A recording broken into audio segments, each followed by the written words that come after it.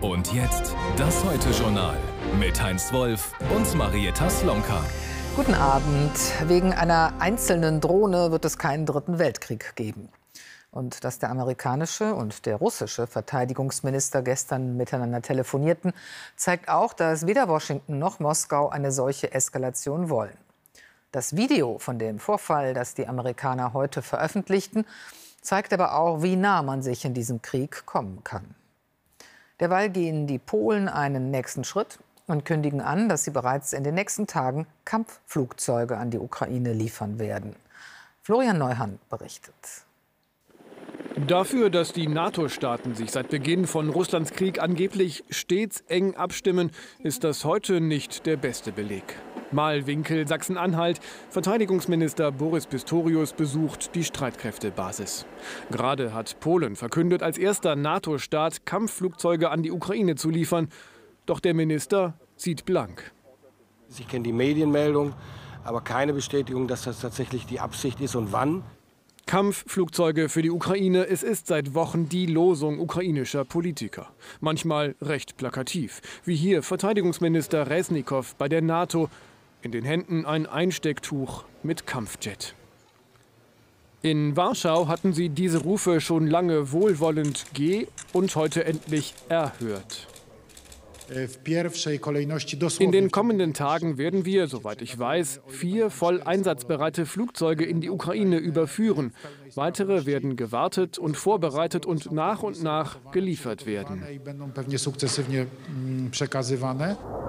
Es geht um MiG-29, alte Kampfflugzeuge sowjetischer Bauart. Einige solcher Flieger hatte Polen nach Ende des Kalten Krieges aus Beständen der Nationalen Volksarmee der DDR bekommen. Sollten exakt diese Flugzeuge jetzt in die Ukraine weitergeliefert werden, dann müsste Deutschland das als Herkunftsland wiederum absegnen. Doch im deutschen Ministerium heißt es heute nur so viel, es liege kein Antrag vor. Und so bleibt offen, würde Deutschland zustimmen, wo der Bundeskanzler die Lieferung von Kampfjets stets ausgeschlossen hatte? Und wo dieser jüngste Vorfall die Gefahr einer Eskalation vor Augen führt, der Zusammenprall eines russischen Jets mit einer US-Drohne, von dem die USA heute dieses Video veröffentlichen?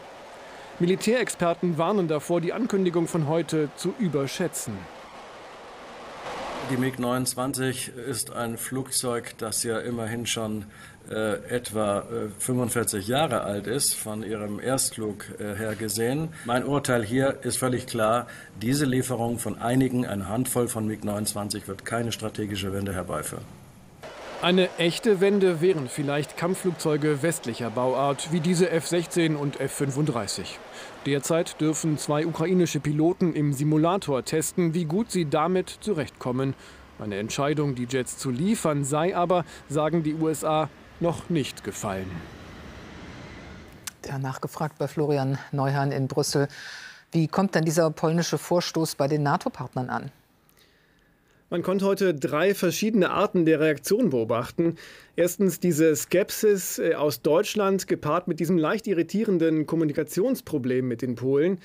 Zweitens euphorische Zustimmung bei den Staaten, die solche Lieferungen längst gefordert hatten, etwa aus dem Baltikum. Der litauische Präsident Nausėda schrieb da euphorisch von einem großen Schritt, der die Ukraine dem Sieg näher bringe.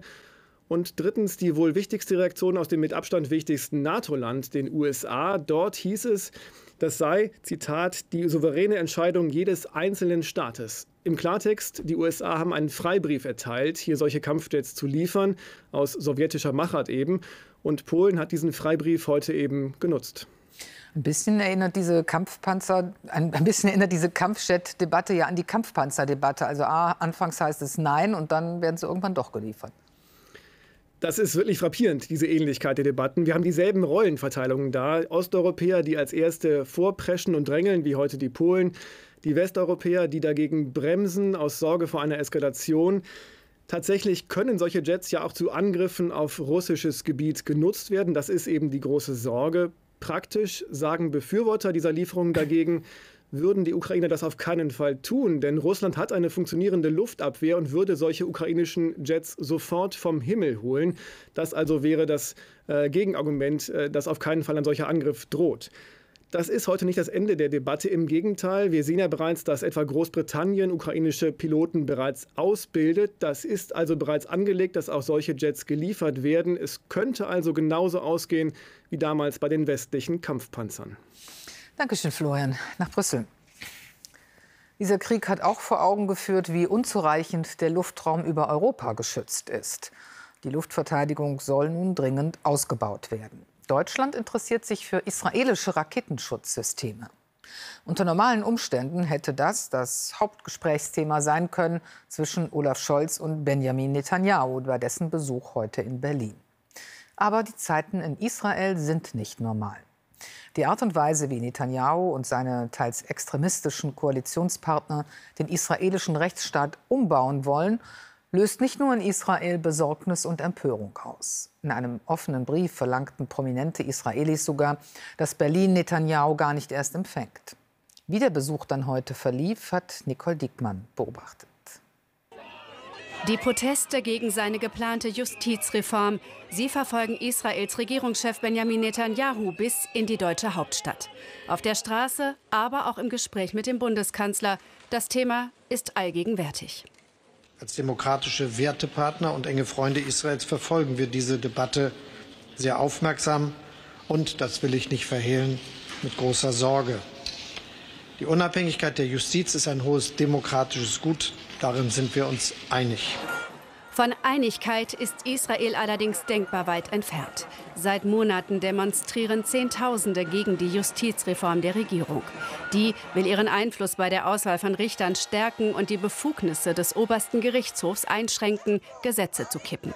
Kritiker sagen, das wäre das Ende des demokratischen Rechtsstaats. Netanyahu wehrt sich. Israel hat eine unabhängige Justiz, aber viele sind der Meinung, dass sie allmächtig ist. Eine unabhängige Justiz ist aber nicht dasselbe wie eine allmächtige Justiz. Die Justizreform soll das ins Gleichgewicht bringen. Und wenn wir das schaffen, haben wir dieselbe Gewaltenteilung wie jede andere Demokratie auch. Bei aller Kritik, die Scholz auch am israelischen Siedlungsbau äußerte, gleich mehrfach betonte der Kanzler die unverbrüchliche Partnerschaft mit Israel. Am Vormittag hatten die beiden Regierungschefs die Holocaust-Gedenkstätte in Berlin-Grunewald besucht. Von hier aus waren tausende Menschen in den Tod geschickt worden. Man kann hier nicht stehen, ohne dass einem die ganzen Erinnerungen hochkommen an die Geschichte, an die furchtbare Zerstörung jüdischen Lebens in Europa. Durchgeführt von Deutschen. Und deshalb werden wir die Verantwortung, die wir aus dieser Geschichte haben, nicht vergessen. Nach dem Treffen mit dem Kanzler kam Netanyahu mit dem Bundespräsidenten zusammen. Auch Frank-Walter Steinmeier hatte vergangene Woche erst deutliche Kritik an der israelischen Justizreform geübt. Am Abend dann endete der Deutschlandbesuch Benjamin Netanyahus, ein Besuch bei Freunden in schwierigen Zeiten. Shimon Stein ist uns zugeschaltet, der frühere Botschafter Israels in Deutschland. Guten Abend, Herr Stein. Guten Abend, Frau Slomka.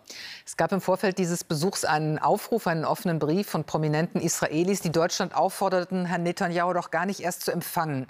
Aber das kann ja aus der Sicht eines Diplomaten eigentlich keine Option sein, oder? Haben Sie vollkommen recht, denn wir leben von den bilateralen Beziehungen, von bilateralen Besuche gegenseitig. Und insofern bietet jeder Besuch eine Gelegenheit, eine Agenda auch zu besprechen, auch wenn es unangenehm ist, auch wenn es manchmal schwierig ist. Aber das scheint mir als Diplomat ganz wichtig zu sein. Und so freue ich mich, dass der Netanyahu trotz alles auch hier heute Deutschland besucht hatte. Sie hatten ja im Vorfeld gesagt, Herr Scholz sollte ihm am besten eine gelbe Karte zeigen und sich deutlich äußern. Nun gibt es natürlich in der Berliner Politik immer eine gewisse Zurückhaltung, Israel zu kritisieren. Wie bewerten Sie den Verlauf des Besuchs? War es Ihnen offen und kritisch genug, was in Deutschland, in Berlin zu hören war? Für den Bundeskanzlerverhältnisse hat er sich klar und unmissverständlich geäußert. Er hat sich sogar positioniert, was mich etwas überrascht hatte, als er Netanyahu gebeten hat, sich den Plan des Staatspräsidenten mal zu eigen zu machen. Das hätte ich für Scholz-Verhältnisse auch nicht getan. Aber Tatsache, er hat es getan. Er hat auch seine Sorge zum Ausdruck gebracht. Insofern glaube ich, zum großen Teil hat er meine Erwartungen auch erfüllt.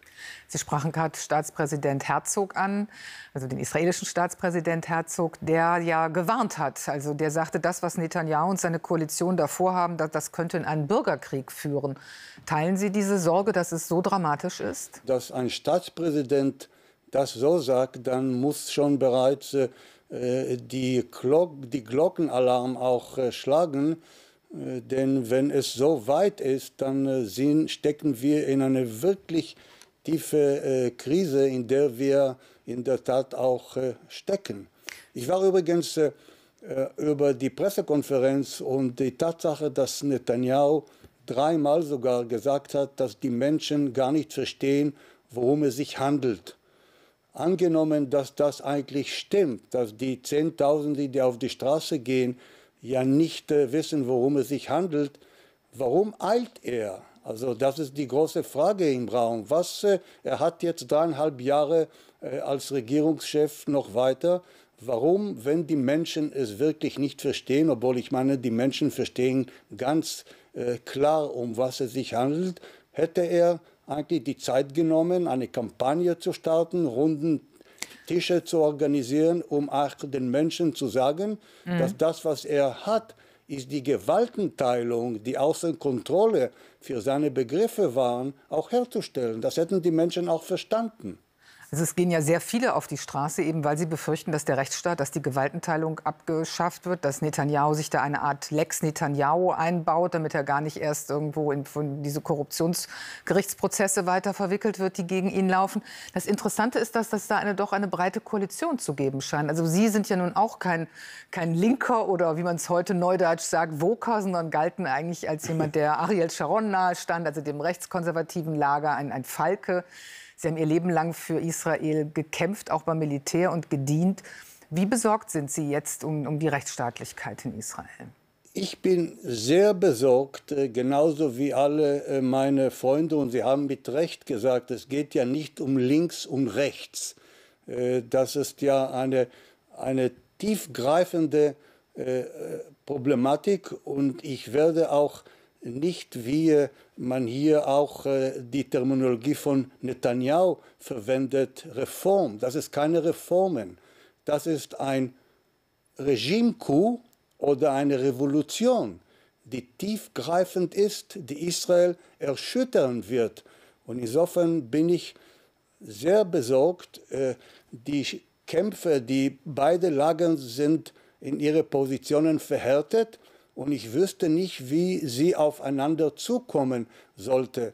Alle empfehlen, dass der Regierungschef zumindest das Gesetzverfahren stoppt, um Zeit zu geben, mit beiden Seiten zu sprechen, um auf irgendwelche Kompromisse sich zu einigen. Aber Netanyahu heute während der Pressekonferenz schien ja nicht so zu sein oder hat den Stadtpräsidentenplan abgelehnt. Insofern wusste ich nicht, wie wir aus dieser existenziellen Sackgasse rauskommen. Sagt ein sehr besorgter früherer Botschafter Israels in Deutschland, Shimon Stein. Ich danke Ihnen sehr für das Gespräch. Danke Ihnen. Das Interview haben wir vor einer Stunde geführt. Und jetzt geht es mit den Nachrichten weiter und mit dir, Heinz. Im Bundestag ging es heute um die Regierungspolitik. Anlass war eine Regierungserklärung von Bundeskanzler Scholz vor dem EU-Gipfel in der nächsten Woche. Scholz sieht trotz Krieg und Klimakrise Grund zur Zuversicht in Deutschland und in Europa durch bereits erzielte Leistungen wie die Unabhängigkeit Deutschlands von Gas, Öl und Kohle aus Russland. Unionsfraktionschef Merz warf der Regierung dagegen zahlreiche Versäumnisse vor und sagte, Zuversicht entstehe nicht durch Worte allein.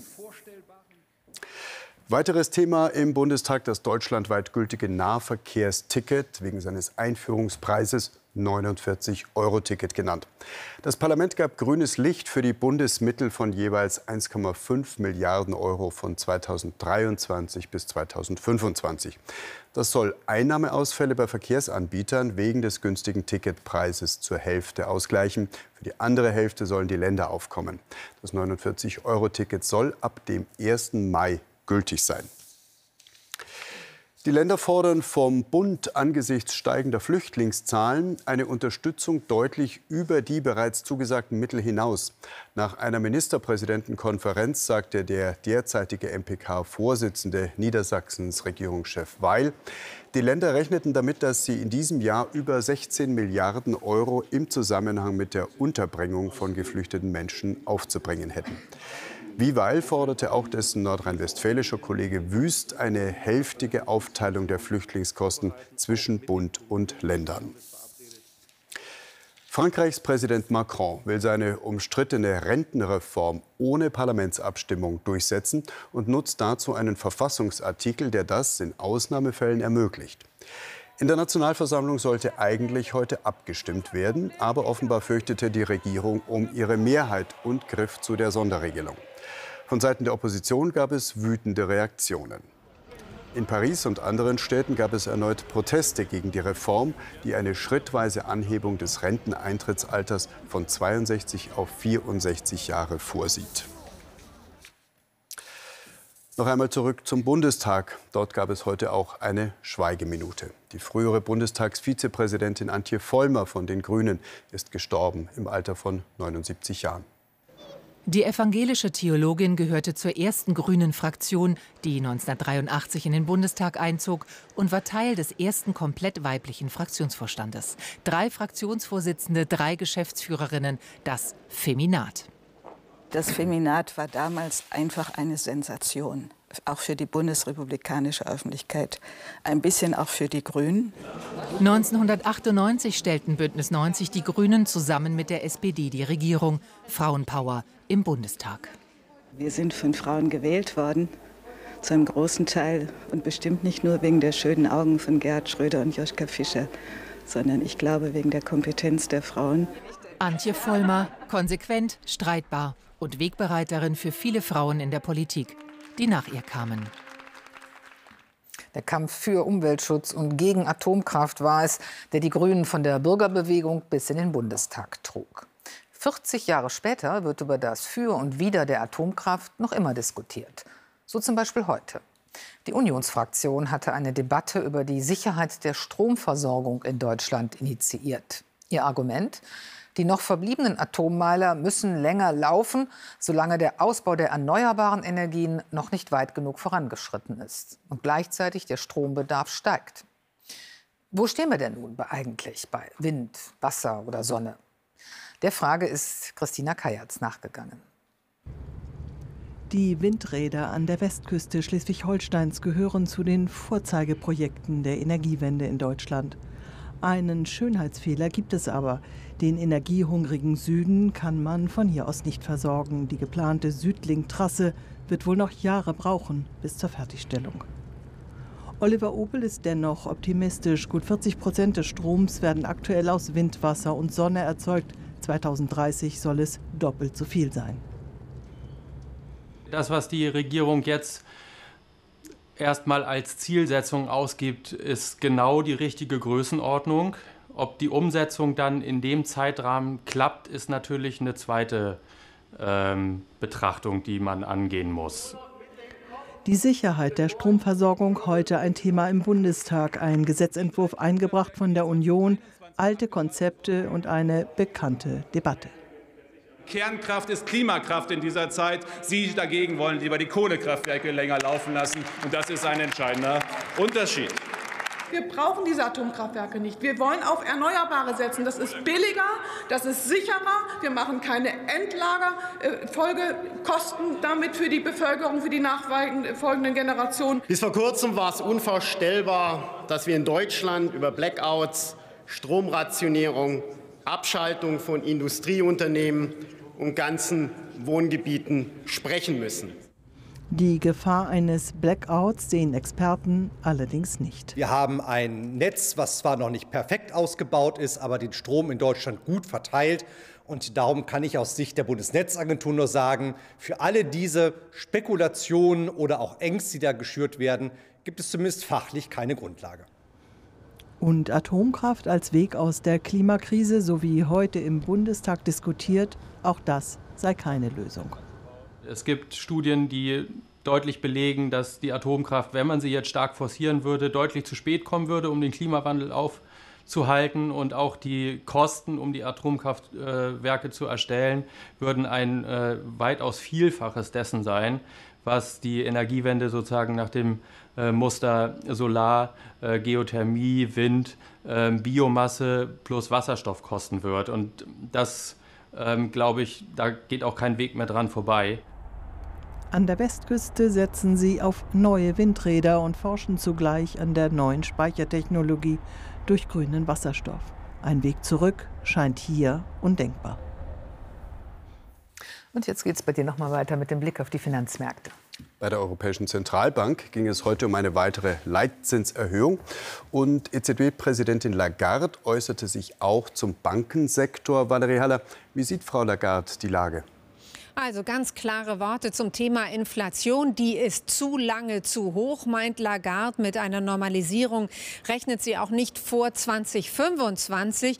Ja, und das erklärt natürlich auch den kräftigen Zinsschritt von heute. Der Kampf gegen die Inflation hat höchste Priorität für die EZB. Alles andere hätte Anleger vermutlich auch schwer verunsichert nach dem Motto, wenn die Notenbank nach den jüngsten Turbulenzen bei den Banken die Zinsen nicht anhebt, dann muss es ja schlimm stehen um das Finanzsystem. Heute also noch mal eine kräftige Zinserhöhung um einen halben Prozentpunkt auf nunmehr 3,5%. Keine Zinspause trotz der Unsicherheit bei den Banken. Das Finanzsystem sei stabil, meint EZB-Chefin Lagarde. Gleichzeitig macht sie deutlich, die Zentralbank steht in den Startlöchern mit Geldspritzen, falls nötig. Die Entscheidung dürfte der EZB etwas leichter gefallen sein, nachdem bekannt war, dass die Schweizer Bank Credit Suisse Hilfe von der Schweizer Notenbank bekommt. 50 Milliarden Franken für einen Bankenriesen, eine Pleite, potenziell verheerend für das weltweite Finanzsystem. Aufatmen auch an der Börse, der DAX heute deutlich im Plus mit 1,5%. Erleichterung auch deswegen, weil es das vielleicht erst mal gewesen ist mit den Zinserhöhungen. Denn anders als in den vergangenen Monaten gab es heute von der EZB kein Signal für weitere Schritte. Valerie Haller, vielen Dank. Zum Auftakt des Biathlon-Saisonfinales in Oslo hat Benedikt Doll seinen 3. Podestplatz dieses Winters geholt. Im Sprintrennen blieb der 32-Jährige am Schießstand fehlerfrei und sicherte sich über 10 Kilometer Rang 3. Sieger wurde einmal mehr Weltmeister Johannes Tinjesbø aus Norwegen. In der Fußball-Europa League ist der SC Freiburg ausgeschieden. Nach einer 0:2 Niederlage am Abend im Achtelfinal-Rückspiel gegen Juventus Turin. Kurz vor der Pause sieht Schiedsrichter Serdar Gözübüyük aus den Niederlanden am Bildschirm im Freiburger Strafraum ein Handspiel von Manuel Gulde. Der sieht gelb-rot, Elfmeter für Juve. Die Chance zur Gästeführung nutzt Dusan Vlahovic, der zuvor schon getroffen hatte. Der Videoschiedsrichter hatte ihn dabei allerdings im Abseits erwischt. Mit 10:11 versuchen die Freiburger nach der Pause das Spiel zu drehen. Michael Gregoritsch per Freistoß. Das Hinspiel ging verloren. Ein Sieg muss her, doch was sie auch tun, es ist vergebens. In der Nachspielzeit macht Federico Chiesa für Juve alles klar. Italiens Rekordmeister befördert den Freiburger SC im Achtelfinale mit 2 Siegen aus der Europa League.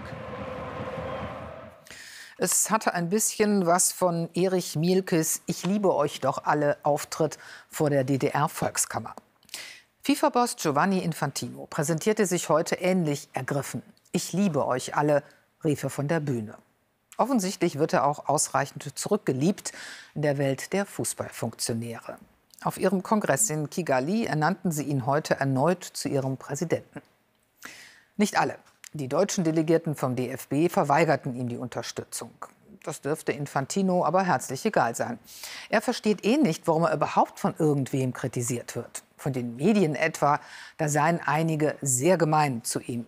Gemein sind vermutlich auch die Schweizer Staatsanwälte, die gegen ihn ermitteln. Markus Harm hat sich die Aufführung zu Infantinos Wiederwahl angesehen. Gianni Infantino feiert sich. Der umstrittene Schweizer wird den Weltfußball auch die nächsten 4 Jahre anführen, ob es seinen Kritikern nun passt oder nicht. Er kann sich auf die Unterstützung von fast 200 Nationalverbänden verlassen und auf Rekordeinnahmen von rund 7,5 Milliarden US-Dollar zuletzt, die er geschickt verteilt. FIFA Die FIFA und ich sind so etwas wie Robin Hood. Nur wir stehlen nicht von den Reichen. Wir wirtschaften einfach gut und wir geben das Geld den Ärmsten, den Armen und den Reichen. Für das große Geld erfindet der Schweizer ständig neue Turniere oder bläht bestehende gnadenlos auf. Seine Expansionsstrategie quasi unaufhaltsam. Die Männer-WM von 32 auf 48 Mannschaften mit insgesamt 104 Spielen. Eine riesige Club-WM mit 32 Teams. Ein neuer Vereins-Confed Cup ab 2025. Dazu eine größere Frauen-WM und die Idee einer Club-Weltmeisterschaft. Immer mehr Fußball, immer mehr Einnahmen. Wenn ich höre, es gäbe zu viel Fußball, vielleicht, aber definitiv nicht überall. Wenn man die gesamte Welt betrachtet, gibt es nicht genug Fußball.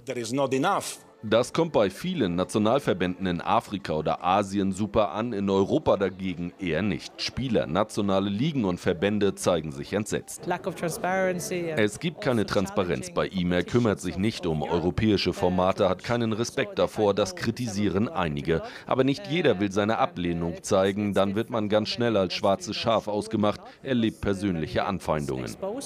Der Deutsche Fußballbund mit Präsident Bernd Neuendorf, die Schweden, Dänen, Norweger und andere europäische Verbände verweigern bei der Akklamation zur Infantinos Wiederwahl zumindest den Applaus. Das ist ein Zeichen, denke ich, dafür, dass wir sehr unzufrieden waren, zuletzt mit der FIFA. Das hat nicht nur mit Katar zu tun, sondern auch mit vielen anderen Themen, wo wir der Meinung waren, dass wir Fragen gestellt haben, Richtung FIFA keine Antwort bekommen haben. Transparenz ist eine Frage, die Schützung der Menschenrechte eine andere Frage, die für uns sehr bedeutungsvoll ist. Und von daher, es gibt Potenzial für Verbesserungen. Gianni Infantino sollte die FIFA nach den schlimmen Jahren unter Sepp Blatter transparenter, sauberer, vertrauenswürdiger gestalten. Doch irgendwie wird man das Gefühl nicht los, dass der 52-jährige Schweizer den Weltfußball noch diktatorischer regiert als sein Vorgänger. Das war's im Heute-Journal. Gleich geht's bei Maybrit Illner weiter. Ihre Runde diskutiert heute darüber, wie gut Deutschland auf den Zuzug weiterer Flüchtlinge vorbereitet ist. Zu Gast sind unter anderem Malu Dreyer, Henrik Wüst und Boris Palmer. Und um 0:30 Uhr meldet sich dann Christopher Wehrmann mit dem Heute-Journal-Update. Bis morgen. Auf Wiedersehen. Wiedersehen.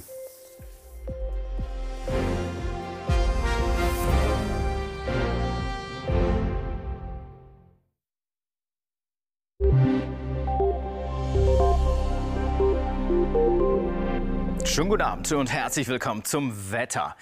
Diese Karte zeigt Europa, und zwar die Temperaturabweichung und über den Winter genommen. Sie sehen hier, die Farben sind hier im orangenen Bereich. Und was wir hier noch sehen, ist Richtung Spitzbergen. Da ist die Temperatur deutlich höher gewesen. Die Arktis ist ja sowieso der Hotspot der Erhitzung.